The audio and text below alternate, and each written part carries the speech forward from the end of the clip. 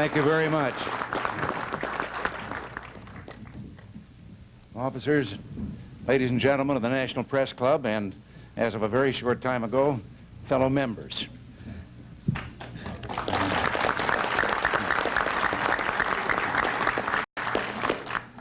Back in April, while in the hospital, I had, as you can readily understand, a lot of time for reflection. And one day, I decided to send a personal, handwritten letter to Soviet President Leonid Brezhnev, reminding him that we had met about 10 years ago in San Clemente, California, as he and President Nixon were concluding a series of meetings that had brought hope to all the world. Never had peace and goodwill seemed closer at hand. I'd like to read you a few paragraphs from that letter. Mr. President, when we met, I asked if you were aware that the hopes and aspirations of millions of people throughout the world were dependent on the decisions that would be reached in those meetings. You took my hand in both of yours and assured me that you were aware of that and that you were dedicated with all your heart and soul and mind to fulfill those hopes and dreams. I went on in my letter to say, the people of the world still share that hope. Indeed, the peoples of the world, despite differences in racial and ethnic origin, have very much in common.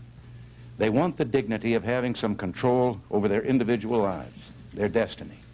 They want to work at the craft or trade of their own choosing and to be fairly rewarded. They want to raise their families in peace without harming anyone or suffering harm themselves. Government exists for their convenience, not the other way around. If they're incapable, as some would have us believe, of self-government, then where among them do we find any who are capable of governing others? Is it possible that we have permitted ideology, political and economic philosophies, and governmental policies to keep us from considering the very real, everyday problems of our peoples? Will the average Soviet family be better off or even aware that the Soviet Union has imposed a government of its own choice on the people of Afghanistan?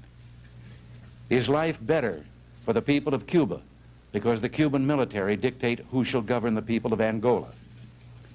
It is often implied that such things have been made necessary because of territorial ambitions of the United States, that we have imperialistic designs, and they thus constitute a threat to your own security and that of the newly emerging nations. And not only is no evidence to support such a charge, there is solid evidence that the United States, when it could have dominated the world with no risk to itself, made no effort whatsoever to do so. When World War II ended, the United States had the only undamaged industrial power in the world.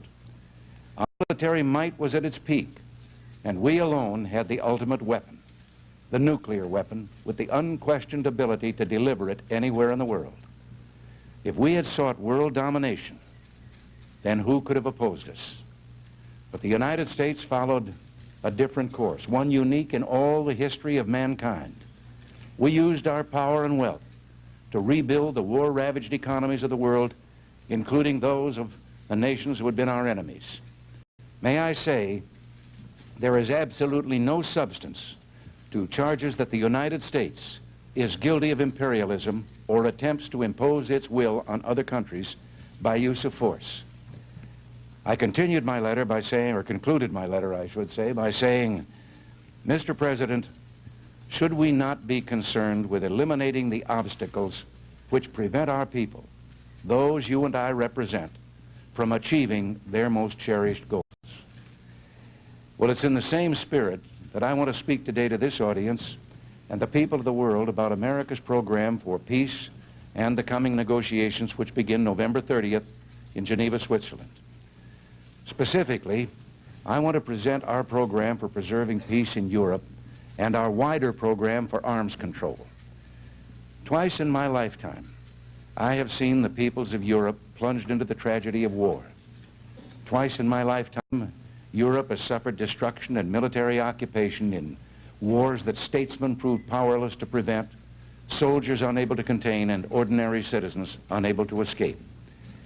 And twice in my lifetime, young Americans have bled their lives into the soil of those battlefields, not to enrich or enlarge our domain, but to restore the peace and independence of our friends and allies.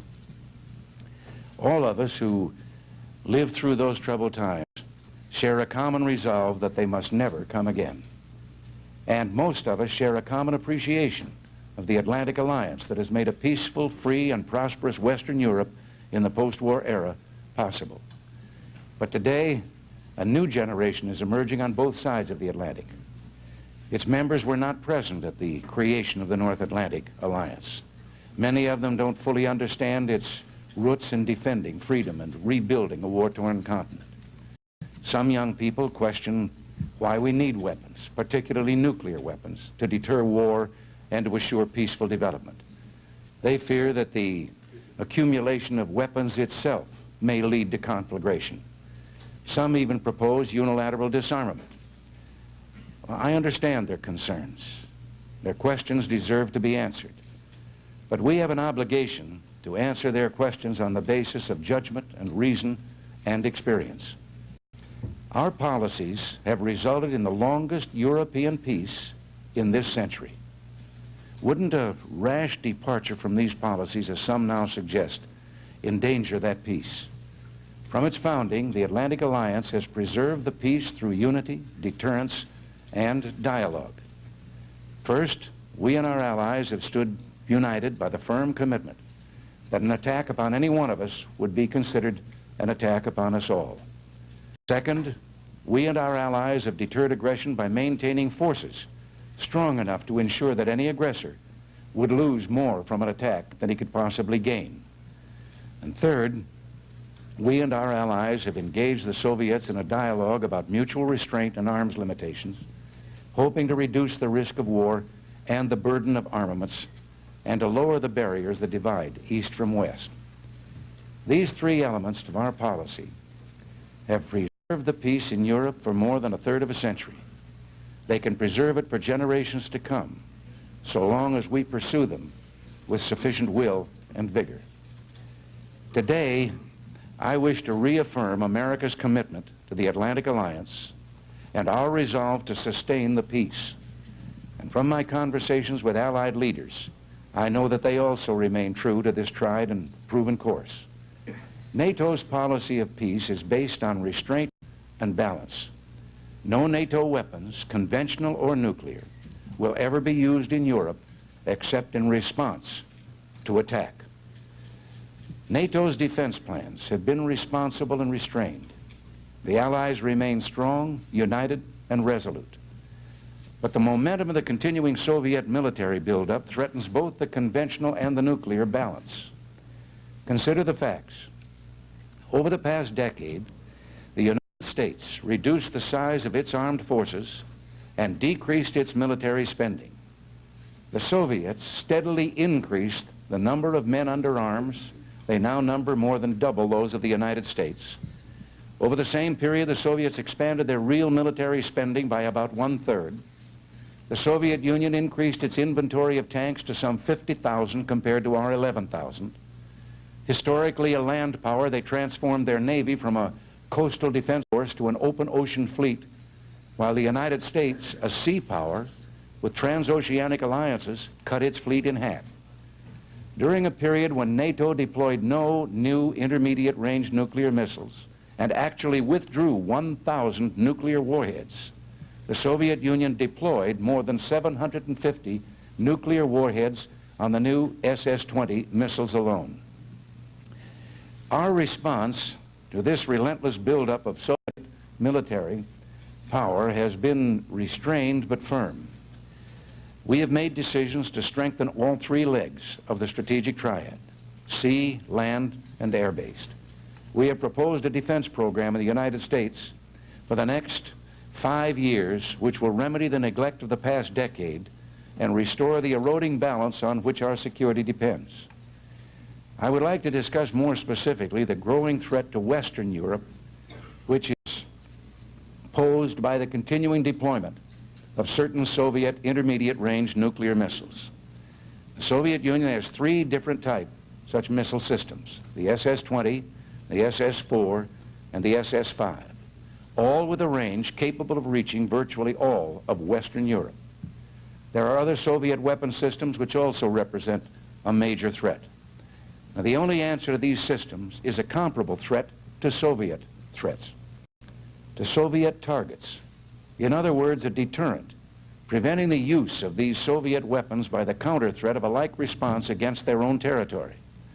At present, however, there is no equivalent deterrent to these Soviet intermediate missiles, and the Soviets continue to add one new SS-20 a week. To counter this, the Allies agreed in 1979 as part of a two-track decision to deploy as a deterrent land-based cruise missiles, Pershing II missiles capable of reaching targets in the Soviet Union. These missiles are to be deployed in several countries of Western Europe. This relatively limited force in no way serves as a substitute for the much larger strategic umbrella spread over our NATO allies. Rather, it provides a vital link between conventional shorter-range nuclear forces in Europe and intercontinental forces in the United States. Deployment of these systems will demonstrate to the Soviet Union that this link cannot be broken. Deterring war depends on the perceived ability of our forces to perform effectively. The more effective our forces are, the less likely it is that we'll have to use them. So we and our allies are proceeding to modernize NATO's nuclear forces of intermediate range to meet increased Soviet deployments of nuclear systems threatening Western Europe. Now let me turn now to our hopes for arms control negotiations. There's a tendency to make this entire subject overly complex. I want to be clear and concise. I told you of the letter I wrote to President Brezhnev last April. Well, I've just sent another message to the Soviet leadership. It's a simple, straightforward, yet historic message. The United States proposes the mutual reduction of conventional, intermediate-range nuclear and strategic forces. Specifically, I have proposed a four-point agenda to achieve this objective in my letter to President Brezhnev. The first and most important point concerns the Geneva negotiations. As part of the 1979 two-track decision, NATO made a commitment to seek arms control negotiations with the Soviet Union on intermediate-range nuclear forces. The United States has been preparing for these negotiations through close consultation with our NATO partners. We're now ready to set forth our proposal. I have informed President Brezhnev that when our delegation travels to the negotiations on intermediate-range land-based nuclear missiles in Geneva on the 30th of this month, my representatives will present the following proposal. The United States is prepared to cancel its deployment of Pershing II and ground-launched missiles if the Soviets will dismantle their SS-20, SS-4, and SS-5 missiles. This would be an historic step. With Soviet agreement, we could together substantially reduce the dread threat of nuclear war which hangs over the people of Europe. This, like the first footstep on the moon, would be a giant step for mankind. Now, we intend to negotiate in good faith and go to Geneva willing to listen and consider the proposals of our Soviet counterparts. But let me call to your attention the background against which our proposal is made. During the past 6 years, while the United States deployed no new intermediate-range missiles and withdrew 1,000 nuclear warheads from Europe, the Soviet Union deployed 750 warheads on mobile, accurate ballistic missiles. They now have 1,100 warheads on the SS-20s, SS-4s, and 5s. And the United States has no comparable missiles. Indeed, the United States dismantled the last such missile in Europe over 15 years ago.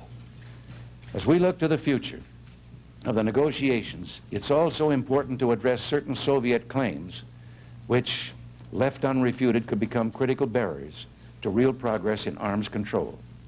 The Soviets assert that a balance of intermediate-range nuclear forces already exists. That assertion is wrong.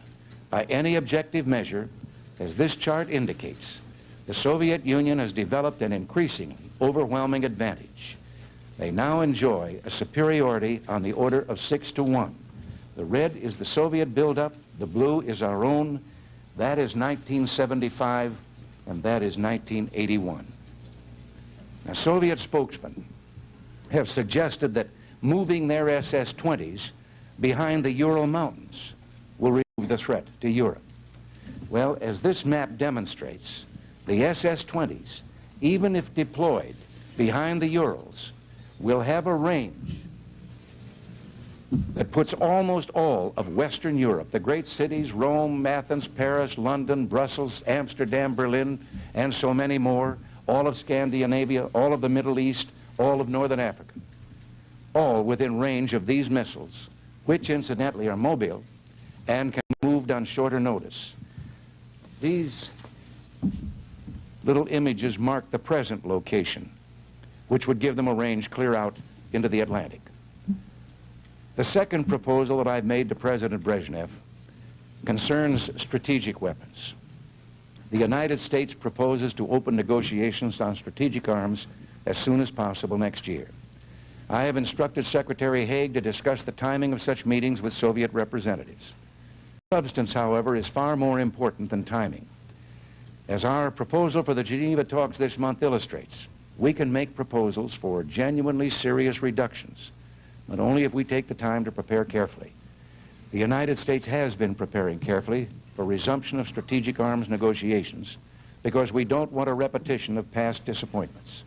We don't want an arms control process that sends hopes soaring only to end in dashed expectations. Now, I informed President Brezhnev that we will seek to negotiate substantial reductions in nuclear arms, which would result in levels that are equal and verifiable. Our approach to verification will be to emphasize openness and creativity rather than the secrecy and suspicion which have undermined confidence in arms control in the past. While we can hope to benefit from work done over the past decade in strategic arms negotiations, let us agree to do more than simply begin where these previous efforts left off. We can and should attempt major qualitative and quantitative progress. Only such progress can fulfill the hopes of our own people and the rest of the world. And let us see how far we can go in achieving truly substantial reductions in our strategic arsenals. To symbolize this fundamental change in direction, we will call these negotiations START, Strategic Arms Reduction Talks. The third proposal I've made to the Soviet Union is that we act to achieve equality at lower levels of conventional forces in Europe. The defense needs of the Soviet Union hardly call for maintaining more combat divisions in East Germany today than were in the whole Allied invasion force that landed in Normandy on D-Day. The Soviet Union could make no more convincing contribution to peace in Europe and in the world than by agreeing to reduce its conventional forces significantly and constrain the potential for sudden aggression. Finally, I have pointed out to President Brezhnev that to maintain peace, we must reduce the risks of surprise attack and the chance of war arising out of uncertainty or miscalculation. I am renewing our proposal for a conference to develop effective measures that would reduce these dangers. At the current Madrid meeting of the Conference on Security and Cooperation in Europe, we're laying the foundation for a Western proposed conference on disarmament in Europe. This conference would discuss new measures to enhance stability and security in Europe. Agreement on this conference is within reach. I urge the Soviet Union to join us and many other nations who are ready to launch this important enterprise. All of these proposals are based on the same fair-minded principles: substantial, militarily significant reduction in forces, equal ceilings for similar types of forces, and adequate provisions for verification. My administration, our country, and I are committed to achieving arms reductions agreements based on these principles.